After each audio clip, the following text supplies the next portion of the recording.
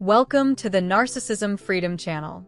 Whether you're returning or joining us for the first time, I'm so glad you're here.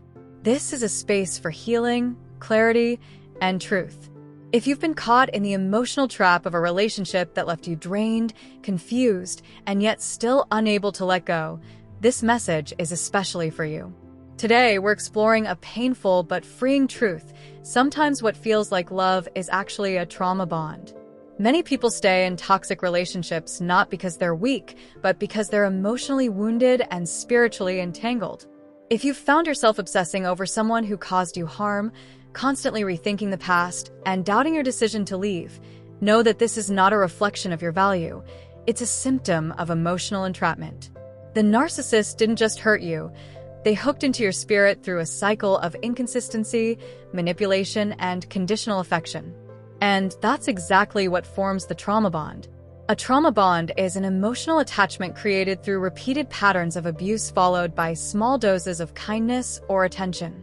The narcissist creates a cycle of highs and lows that conditions your nervous system to crave the relief they offer after the pain. You find yourself holding on to moments that felt good, hoping that person will return, but those glimpses of affection were never stable.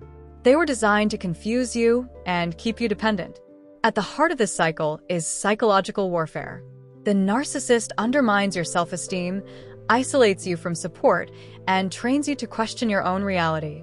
Over time, you may come to believe that you're the problem, that if you just loved harder, prayed more, or stayed quiet, the chaos would stop. But that's the lie the trauma bond feeds you. The truth is, nothing you did created their behavior, and nothing you do will change it. Spiritually, this kind of entrapment often comes with a heavy sense of confusion and self-blame. But confusion is not from God. 1 Corinthians 14 verse 33 says, "For God is not the author of confusion, but of peace." If peace has left your life, that's not divine love, it's spiritual bondage.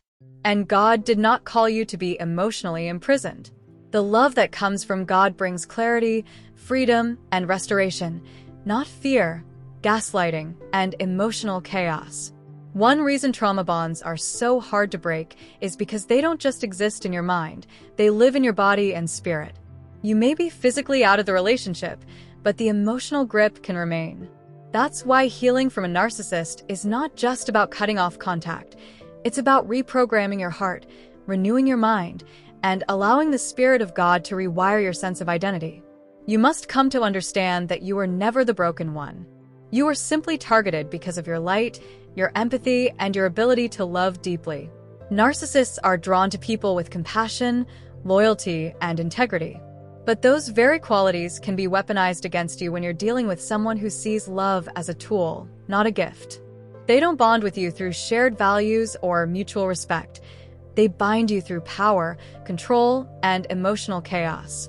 And every time you forgive them without accountability, they tighten that bond. Every time you hope they'll change, they grow bolder in their manipulation.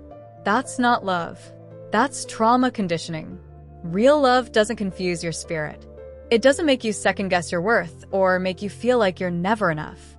Real love doesn't need to be earned through suffering. But when you've been trained to believe pain is part of the price for connection, the absence of chaos can feel unfamiliar. That's why many survivors of narcissistic abuse struggle to feel peace.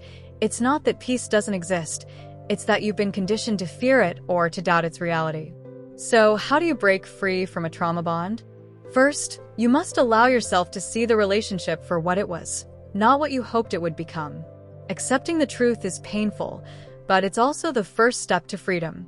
Second, you need to create distance physically, emotionally, and spiritually. No contact is not a punishment, it's protection.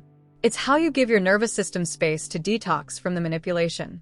And finally, you need to rebuild your connection to God and to yourself. You need to replace the false narrative of the narcissist with the truth of your divine identity. The word says in Romans 12 verse 2, "Do not conform to the pattern of this world, but be transformed by the renewing of your mind." Breaking a trauma bond requires transformation. It requires you to release the toxic pattern and renew your understanding of what love is and what you deserve. You are not here to chase validation. You are not called to fix broken people at the cost of your peace.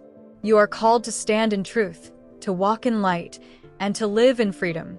There is no shame in having been trauma bonded. What matters now is what you choose next. Choose truth over illusion. Choose healing over hoping. Choose peace over performance. Choose God's voice over the echo of the narcissist's lies. Because you are not who they said you were. You are who God created you to be, whole, chosen, and free. Thank you for spending time here today. If this message resonated with your heart and helped bring clarity, I invite you to like and share this video so others can find their way out of emotional bondage and into spiritual freedom. And if you feel led to support the growth and awareness of this channel, the details to donate are listed below in the description. Your support allows us to continue reaching and helping others on their journey to healing. This is Narcissism Freedom, and your healing is holy. Keep walking in truth. Keep standing in love. And always remember, your freedom is already written in heaven.